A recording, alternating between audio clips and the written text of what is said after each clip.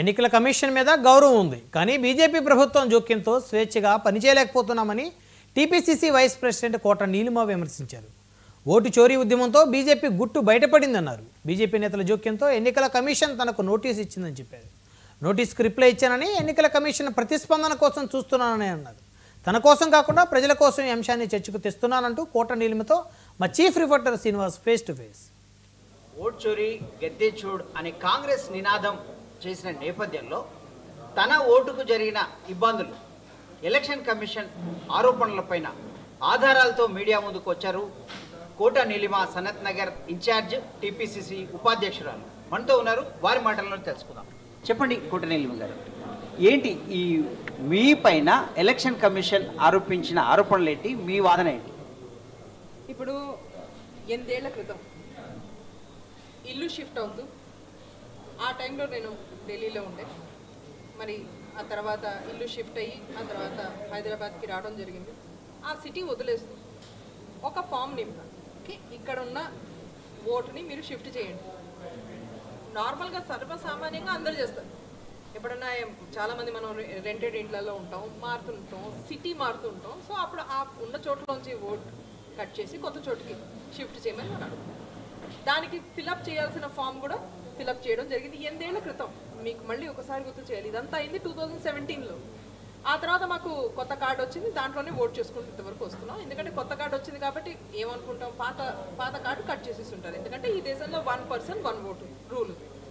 మరి 1 person 1 vote rule ఎవరు implement చేస్తారో ఎలక్షన్ కమిషన్ ఇంప్లిమెంట్ చేస్తారు. సో వాళ్ళు కనుక మనకు ఇంకో కార్డు ఇస్తే మరి పాత కార్డు వాళ్ళు ప్రాసెస్ చేసి ఉంటారు. మనం పేపర్ వర్క్ చేసాం కదా.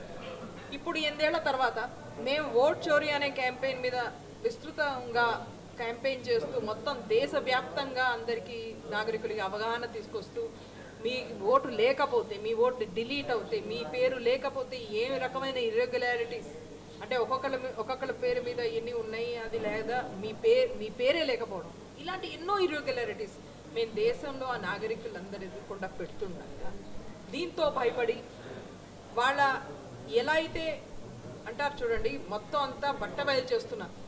ఈ ప్రక్రియను చూసి వాళ్ళు బెదిరి మాకు అగేన్స్ట్గా ఈ కేసు వేశారు. ఇది 8 years క్రితం. ఈ కేసు వేసింది ఎలక్షన్ కమిషన్ కాదు, ఫస్ట్ తీసుకొచ్చింది ఈ వార్త, అంటే ఈ డీటెయిల్స్ అంశాన్ని బయటికి తెచ్చింది ఎవరు? ఈ అంశాన్ని బయటికి తెచ్చింది బీజేపీ. అంటే నాకు ఎన్ని ఓట్లు ఉన్నాయి వాళ్ళకి ఎలా తెలుసు?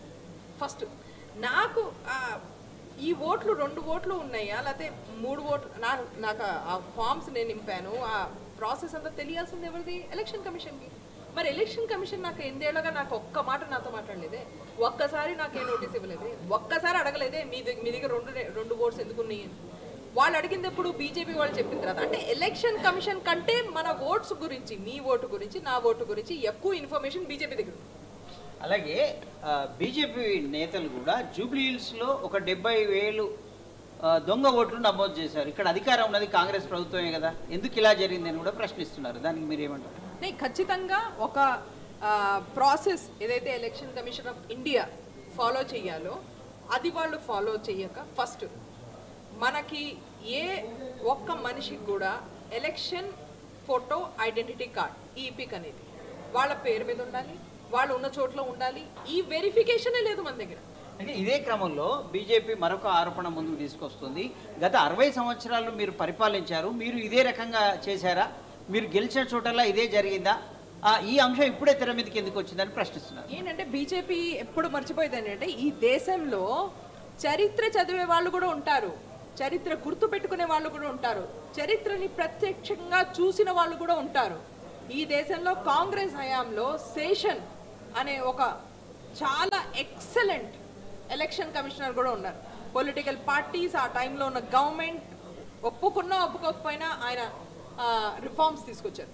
లింగ్డో అనే ఎలక్షన్ ఎక్సలెంట్ ఎలక్షన్. అదే శేషన్ అధికారాలను మీ పివి నరసింహరావు హయాంలో దూరం చేశారు, అధికారాన్ని దూరం చేశారని ఒక ఆరోపణ కూడా ఉంది. అదే అన్నాను, ఏదైతే పొలిటికల్గా ఆ టైంలో ఉన్న పవర్లో ఉన్న గవర్నమెంట్తో కూడాను వాళ్ళు ఫైట్ చేసి ఎలక్షన్ కమిషన్ ఇండిపెండెన్స్ని, వాటి కాన్స్టిట్యూషనల్ వాల్యూని మెయింటైన్ చేసిన election commissioners, election commission of India ఆ టైంలో ఉండేది. బీజేపీ ఒక్కసారి ఇలా వంకర్ టింకర్ మాటలు మాట్లాడకుండా బీజేపీ నేతలు ఒకసారి హిస్టరీ చదవాలని, ఒకసారి కూర్చుని చూడాలి కాంగ్రెస్ హయాంలో ఎలక్షన్ కమిషన్ ఎంత స్వేచ్ఛగా పనిచేసేది. లింగ్డో ఎగ్జాంపుల్ తీసుకోండి, ఏ ఎగ్జాంపుల్ చూడండి, ఎంత కష్టమైన టైంలో కూడాను ఎలక్షన్ కమిషన్ పర్ఫెక్ట్గా పనిచేసి ఇండిపెండెంట్గా పనిచేసింది. ఇది మొత్తం మీద ఆ డూప్లికేట్ ఓట్ల అంశం పైన ఎన్నికల కమిషన్దే బాధ్యత. ఇది ఎన్నికల కమిషన్ కాంగ్రెస్ హయాంలో స్వేచ్ఛగా పనిచేసింది, ఇప్పుడు బీజేపీ హయాంలో ఆ పరిస్థితి లేదు.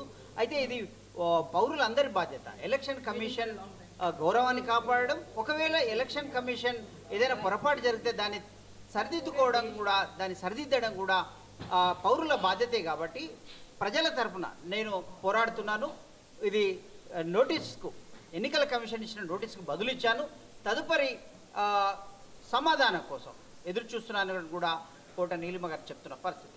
వీడియో జర్నలిస్ట్ అబ్దుల్లాతో Srinivas, 99 TV bureau chief reporter, Hyderabad Gandhi Bhavan నుంచి. భారత